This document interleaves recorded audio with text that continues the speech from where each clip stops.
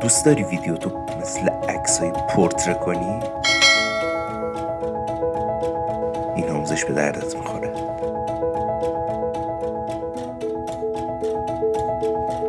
بعد از اینکه ویدیو تو وارد برنامه کردی، اولین کاری که لازمه بکنی اینه که بری سراغ پنجره افکت. بعد از اون میریم سراغ افکت Gaussian Blur.